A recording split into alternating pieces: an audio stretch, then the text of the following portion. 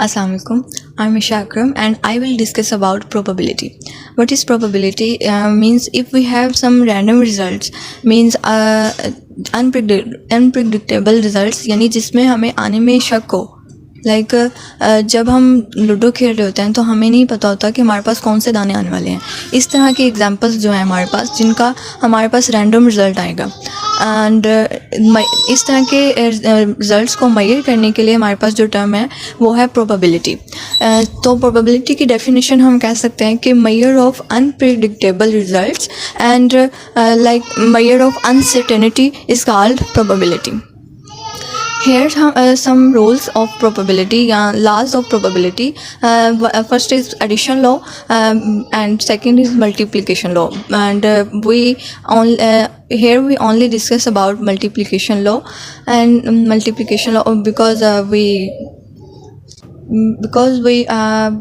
हम पहले addition law को देख चुके हैं, लेकिन हमारे पास आगे इनका यूज़ आएगा. एडिशन लॉ के जो फार्मूलाज हैं और उनका भी एग्जांपल जब हम इसकी डिस्कस करेंगे मल्टीप्लिकेशन लॉ की, तो उसका यूज़ आएगा. नेक्स्ट हमारे पास है मल्टीप्लिकेशन लॉ के कुछ हमारे पास इवेंट्स हैं, there independent events and independent events.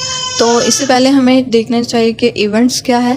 Event हमारे पास है कि अगर सब हमारे पास सैम्पल स्पेस है. Do you already know about sample space? Sample space is a special term used in probability. Like if we have some total outcomes of results जो हमारे पास आ जाएंगी, उसको हम सैम्पल स्पेस बना देंगे.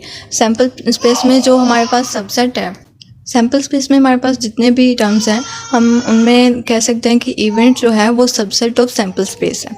यानी इसका रिज़ल्ट जो आएगा हमें फाइंड करने के लिए जो देंगे वो सैम्पल स्पेस में से ही होगा. सो हेयर इंडिपेंडेंट इवेंट्स है और डिपेंडेंट इवेंट्स है. तो इंडिपेंडेंट के नाम से ज़ाहिर हो रहा है कि जो इंडिपेंडेंटली अकर हो रहे हैं, यानी जो इंडिपेंडेंटली मीन्स उसके एक दूसरे के होने या ना होने से उनको कोई फ़र्क नहीं पड़ता है. उनको मतलब कि एक इवेंट को दूसरे इवेंट से कोई इफेक्ट नहीं होता है. एंड मैथमेटिकली हम इसको लिखते हैं कि probability A intersection B is equal to product of both probability of both A and B, and these are A and B are said to be independent events. Next हमारे पास dependent event है. Dependent event होता है कि जिसमें हमारे पास dependently अकर हो रहे हैं. मींस कि अगर हमारे पास एक इवेंट है, वो एक इवेंट दूसरे पे इफेक्ट कर रहा है, उसका रिज़ल्ट जो है वो दूसरे पे इफेक्ट करेगा. हम क्वेश्चंस में भी इसी तरह इसको देखेंगे और इसको मैथमेटिकली हम सॉल्व करेंगे फार्मूला से. Probability of A intersection B is equal to P of A, यानी probability of A and probability of B given that A. हमारे पास A इंटरसेक्शन B था, B बाद में आ रहा था, तो हमने इधर जो गिवन में हमें पहले दिया होगा उसको पहले लिखेंगे और जो बाद में दिया होगा उसको स्लैश के बाद में लिखेंगे. और अगर हमने फाइंड करना है probability of P given that A, तो अगर जो प्रोडक्ट में आ रहा था, मतलब जो मल्टीप्लाई हो रहा था P ऑफ A इसके साथ, तो वो डिवीजन में आ जाएगा, नीचे आ जाएगा probability A intersection B over probability A. ये फार्मूले भी यूज़ होंगे हमारे पास आगे. सो नेक्स्ट ये जो प्रोबेबिलिटी B/A है, इनको कंडीशनल प्रोबेबिलिटीज़ कहा जाता है ये. और अगर प्रोबेबिलिटी B इंटरसेक्शन A है तो equal to P of B है, लेकिन हमारे पास P of A given that P of B, हमारे पास दोनों में फ़र्क पड़ रहा है. अगर हमारे पास यहाँ पे B इंटरसेक्शन A आ रहा है तो हमें पहले P ऑफ B फाइंड करनी पड़ेगी और फिर हम P of A given to B पे जाएंगे. और अगर हमने P of A over B उन्होंने कहा है कि फाइंड करना है, A जो हमारे पास इधर गिवन में पहले आ रहा है, ठीक है. अगर हमने तो हमें फार्मूला में P ऑफ B फाइंड करना पड़ेगा, P of B intersection A find करना पड़ेगा. ये दो both are P of A और P of A/B and P of B/A. These are conditional probabilities. Next हम नेक्स्ट हमारे पास लाज ऑफ कुछ लाज हैं जिनको हम यूज़ कर सकते हैं नेक्स्ट फार्मूलाज में भी, और हम पहले यूज़ कर चुके हैं। जो क्वेश्चन हमने सॉल्व किए थे एडिशन लॉ में और प्रोबेबिलिटी के क्वेश्चन सॉल्व किए थे, हम उसमें ये लाज यूज़ करेंगे और आगे भी इनका यूज़ आ सकता है, इसलिए मैंने इनको ऐड किया। नेक्स्ट हम देखते हैं some examples. Example number first हम डिस्कस करेंगे example number 9। So example number 9 है हमारे पास कि box A contains 5 green balls and 7 red balls. यानी हमारे पास इधर दो बॉक्स दिए हुए हैं, box A and box B, जिसमें हमारे पास ग्रीन बॉल्स हैं, रेड बॉल्स हैं, और बॉक्स बी में हमारे पास येलो बॉल्स भी हैं। तो इनकी नंबरिंग जो है हमने इधर लिख लिया, इधर हमने इन सबको लिख लिया। ये जो सारे जो हमने गिवन दिए हुए थे बॉक्स जो थे वो हमने लिख लिए कि बॉक्स बी में हमारे पास, बॉक्स ए में हमारे पास 5 रेड बॉल ग्रीन बॉल्स हैं और 7 रेड बॉल्स हैं, और येलो बॉल्स नहीं है। हमारे पास टोटल हुई 12 बॉल्स। और आगे हमारे पास बॉक्स बी में जो है हमारे पास ग्रीन बॉल्स हैं 3 और रेड बॉल्स हैं 3 और 6 येलो बॉल्स हैं, तो हमारे पास टोटल हुई 12 बॉल्स। नेक्स्ट हम क्वेश्चन को देखते हैं कि हमें उन्होंने क्या कहा है। अ box is selected at random, मतलब कि हमारे पास कहा है कि एक रैंडम बॉक्स सेलेक्ट करना है, and a ball is drawn at random, और एक रैंडम बॉल इसमें से निकालनी है। तो what is the probability that the ball drawn is green, कि हमने जो बॉल उसमें से निकाली है वो ग्रीन आए। क्या पॉसिबिलिटी है कि उसमें से वो जो बॉल निकाली है वो ग्रीन आए।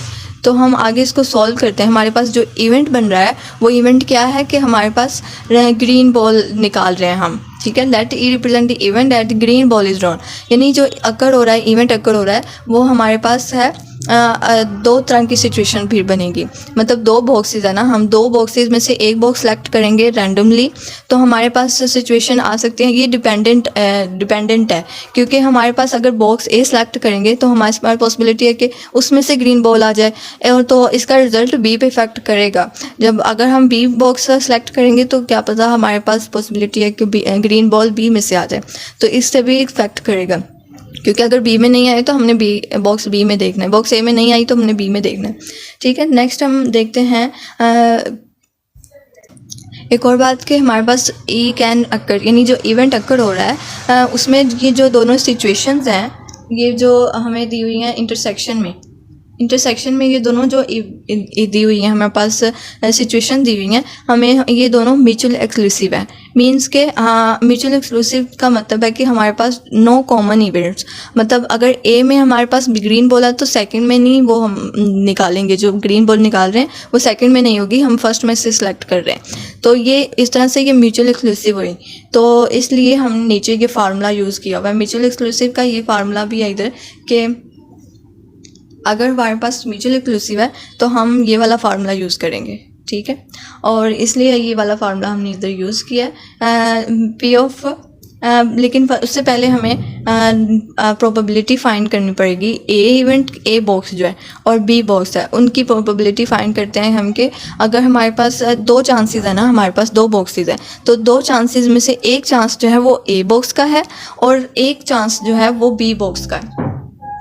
तो इस तरह से इनकी प्रोबेबिलिटी जो है वो पी ऑफ ए की 1/2 है, मतलब दो में से एक चांस उसका है और एक चांस बी का है, ठीक है। नेक्स्ट हम फार्मूला में जो हमने यहाँ पे म्यूचुअल एक्सक्लूसिव के लिए हमने एडिशन का फार्मूला यूज़ किया है, जो हमारे पास इधर दिए हुए थे इंटरसेक्शन में, A of intersection E and P of probability of B intersection E event के साथ जो हमारे पास था।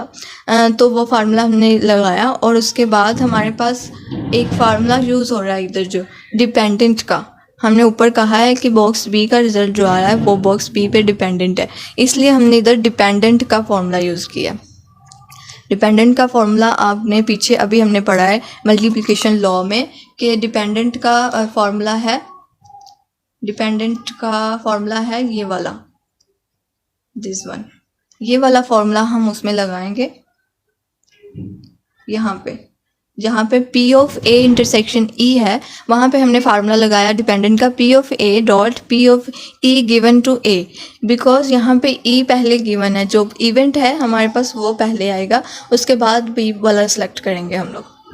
नेक्स्ट हमारे पास उनकी वैल्यूज़, हमने दोनों तरफ ये डिपेंडेंट का फॉर्मूला लगाया और हमने उनकी वैल्यूज़ पुट की नीचे, और इस तरह से हमारे पास रिजल्ट जो आया है 1/3।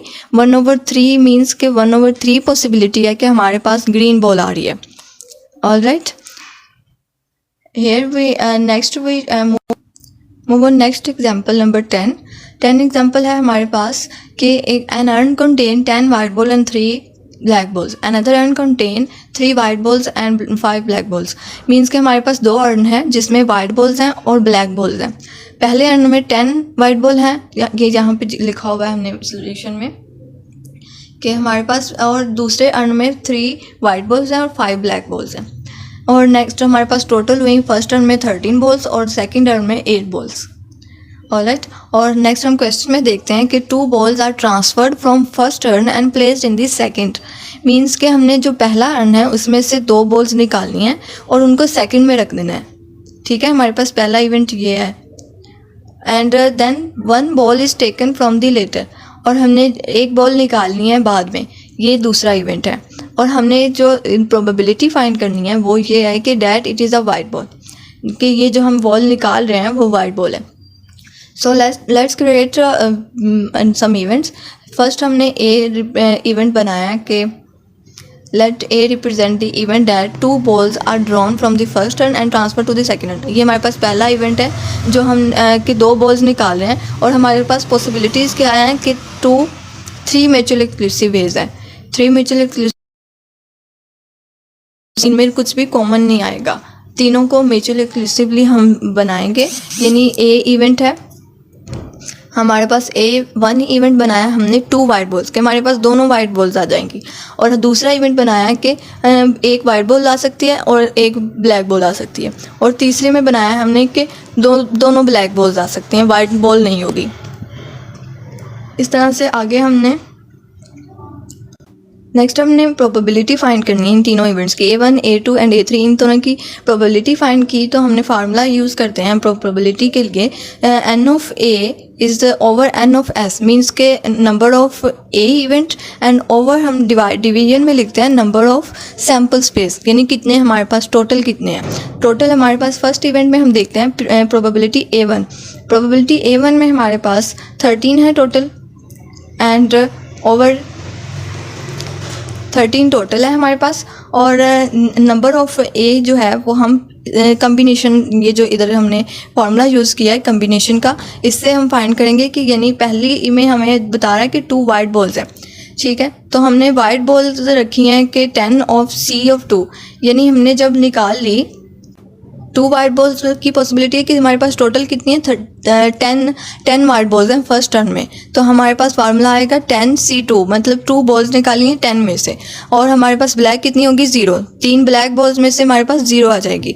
और ओवर डिवीजन में हम नंबर ऑफ सैम्पल स्पेस में आ रहा है 13 में से हमने कितनी बॉल्स निकाली हैं 2 बॉल्स, तो 13C2 आ जाएगा। ये हमने कम्बिनेशन के फार्मूला से हमने इसकी प्रोबेबिलिटी फाइंड की है फर्स्ट इवेंट की, और ऐसे सेकेंड इवेंट और थर्ड इवेंट की। और उनके फार्मूला से जो हमारे पास रिजल्ट आ रहा है वो हमारा प्रोबेबिलिटी है A1 और A2 और A3 की। नेक्स्ट हम चलते हैं,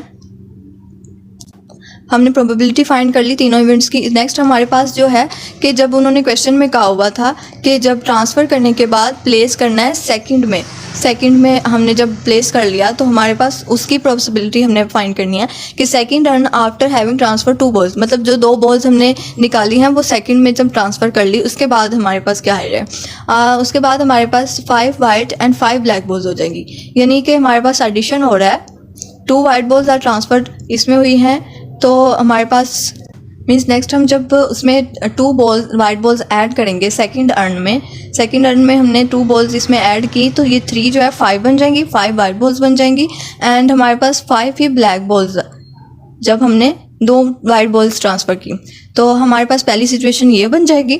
एंड सेकंड में हमारे पास आ जाएगा जब हमने 1 white ball and 1 black ball transfer की तो हमारे पास 1 वाइट बॉल ट्रांसफ़र करने से हमारे पास 4 ये वाइट बॉल्स बन जाएंगी एंड 6 ब्लैक बॉल्स बन जाएंगी।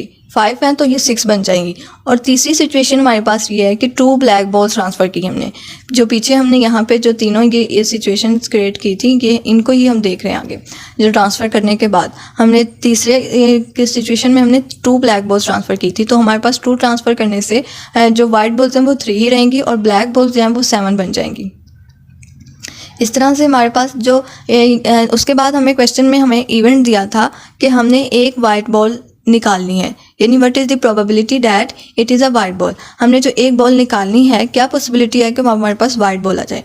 तो इन्हें यहाँ पे क्रिएट किया कि let's W represent the event that a white ball is drawn from the second urn after having transferred। मैंने हमने जब इन सब में ये 2 बॉल्स जो थी वो ट्रांसफ़र कर दी, तो उसके बाद हमारे पास क्या पॉसिबिलिटी है कि हमारे पास जो इवेंट हमने क्रिएट किया है वो वाइट बॉल है। इसलिए हमने जो W हमने हमारे पास इवेंट है उसकी प्रोबेबिलिटी फाइंड करने के लिए हमने सेम फार्मूला यूज़ किया है, म्यूचुअल एक्सक्लूसिव वाला। हमने इन सबको जो इंटरसेक्शन है सबके, हमने उनको एडिशन ऐड कर दिया, तीनों को, जो तीनों हमारे पास सिचुएशन थी हम उन तीनों को ऐड कर दिया, और हमारे पास ये डिपेंडेंट इवेंट्स है, इसलिए हमने डिपेंडेंट वाला फार्मूला यूज़ किया है इधर। ए इंटरसेक्शन W हमारे पास जो इवेंट है वाइट बॉल का, उसका हम P ऑफ प्रोबेबिलिटी, इसका हमने फार्मूला लगाया डिपेंडेंट वाला, और तीनों के लिए हमने डिपेंडेंट का फार्मूला यूज़ किया जो हमने पीछे देखा था। और उसके बाद हमने उनकी वैल्यूज़ पुट की हैं। P ऑफ A इंटरसेक्शन जो है A1 की जो हमने पिछली प्रोबेबिलिटी निकाली है रिजल्ट में, वही हमने इधर पुट की है, और तीनों की वही वैल्यूज़ पुट करके हमारे पास इनका प्रोडक्ट, और उसके बाद हमने सबको ऐड कर दिया। ऐड करने के बाद हमारे पास जो रिज़ल्ट आया है वो हमारे पास पॉसिबिलिटी है कि हमारे पास 0.4538, इसको इतनी पॉसिबिलिटीज़ है कि हमारे पास वाइट बॉल आ रही है। Alright, next we have example number 11, which is 3 urns of the same appearance, means हमारे पास 3 urns हैं, urn A, B and C, which have same appearance, मतलब सेम है, यानी उनमें रेड और वाइट बॉल्स हैं। बट A में हमारे पास 5 रेड बॉल्स हैं एंड 7 वाइट बॉल्स हैं। B में हमारे पास 4 रेड बॉल्स हैं एंड 3 वाइट बॉल्स हैं। urn C में हमारे पास 3 red balls and 4 white balls हैं। एंड जैसे ये हमने सारा इधर लिख लिया। उसके बाद हमें क्वेश्चन में है कि an urn is selected at random and a ball is drawn from the urn, मतलब हमने एक अर्न रैंडमली सेलेक्ट करना है जिसमें से हमने एक बॉल निकालनी है, और उसके लिए हमें सिचुएशन दी हुई है कि व्हाट इज़ प्रोबेबिलिटी, हमने प्रोबेबिलिटी फाइंड करनी है कि that the ball drawn is red, मतलब कि हम जो बॉल निकाल रहे हैं कि वो जो हम बॉल निकालेंगे उसकी जो पॉसिबिलिटी आएगी कि वो रेड बॉल होगी। एंड अगर दूसरी सिचुएशन हमें दी है कि if the ball is drawn is red, अगर बॉल हमारी रेड है तो हमारे प्रोबेबिलिटी क्या होगी कि वो अर्न ए में से है। ठीक है, ये हमारे पास 2 इवेंट्स हो गए। नेक्स्ट है here we first select 1 of 3 urns, मतलब हमें तीनों में से कोई एक अर्न सेलेक्ट करना है। Then we draw a ball, हमने एक बॉल निकालनी है विच इज़ आइदर रेड और वाइट बॉल। इसको हम डायग्राम, इसको नेक्स्ट हम देखते हैं। हमने प्रोबेबिलिटी फाइंड करनी है अर्न ए की, अर्न बी की एंड अर्न सी की। पी ऑफ अर्न ए है 1/3, मीन्स 3 पॉसिबिलिटीज़ है हमारे पास। 3 में से जो 3 चांसेस है हमारे पास अर्न ए, बी एंड सी के सिलेक्ट करने में, और हर एक के पास एक एक चांस है, मतलब अर्न ए के पास एक चांस है, 3 में से एक चांस ए के पास है, और एक चांस बी के पास है, और एक चांस सी के पास है। इस तरह से नेक्स्ट हमारे पास पहला इवेंट जो था वो था red ball is drawn from either of the urn, मतलब तीनों में से किसी में से भी हमने सेलेक्ट करके हम जो बॉल निकालेंगे वो रेड होगी। पहला इवेंट ये हो गया। इसके लिए हमने फार्मूला लगाया P ऑफ R, ये वाला फार्मूला हमने लगाया, इसमें एडिशन का फार्मूला लगाया P ऑफ A, क्योंकि ये डिपेंडेंटली हमारे पास इंटरसेक्शन है, जो हमारे पास P A intersection R, P B intersection R and P C intersection R, तो उसके लिए हमने इंडिपेंडेंट का फार्मूला लगाया। और उसके नेक्स्ट हमने P ऑफ A जो है 1/3 and P of R given that A जो हमने निकाला है, जो हम निकालेंगे कि R हमारे पास रेड बॉल्स A अर्न में 5 है एंड टोटल्स कितनी है 12, तो इस तरह से हमने 5/12 उसको डिवाइड करके उनकी वैल्यूज़ पुट कर दी फार्मूले में। इस तरह से P ऑफ B की and P of R given B की। B में हमारे पास रेड बॉल्स 4 है एंड टोटल बॉल्स 7 है। इसलिए हमने ये वाला फार्मूला लगाया, ये वैल्यू लगाई। And next P of C हमारे पास 1/3 है and P R given C है हमारे पास। रेड बॉल्स हमारे पास सी में कितनी है, 3 बॉल्स है और टोटल हमारे पास 7 है, इसलिए ये लगाया। उसके बाद हमारे पास इन सब का प्रोडक्ट जो है उन सबको मल्टीप्लाई करके और लास्ट पे ऐड करके तो हमारे पास जो वैल्यू आ रही है 119/252, इसका हमारे पास रिजल्ट आया 0.4722, मतलब कि 0.4722 चांसेस है हमारे पास कि हमारे पास रेड बॉल आएगी। ऑलराइट, नेक्स्ट हमारे पास सेकंड जो इवेंट हमें उन्होंने दिया था कि if the ball drawn is red what probability that it come from earn ए, मतलब कि ये अर्न ए में से आएगी। तो इसमें डिपेंडेंट का हमारे पास फार्मूला लगाएंगे जो कंडीशनल प्रोबेबिलिटीज थी पी ए गिवन आर, मतलब कि हमारे पास अर्न ए में रेड बॉल आ रही है। तो उसके लिए हमारे पास फार्मूला क्या आता है, ये फार्मूला हमने इधर मल्टीप्लिकेशन लॉ में से जहाँ पे हमने उसको उसके डिपेंडेंट इवेंट का फार्मूला लिखा है वहीं से आया है, जहाँ पे हमने P B into slash A और पी ए इंटरसेक्शन भी वो इधर चला जाएगा और ये जो मल्टीप्लिकेशन था वो डिवीजन में आ रहा है। तो इस यहीं से वो फार्मूला लगाया, तो ये फार्मूला हमारे पास वहीं से आया है।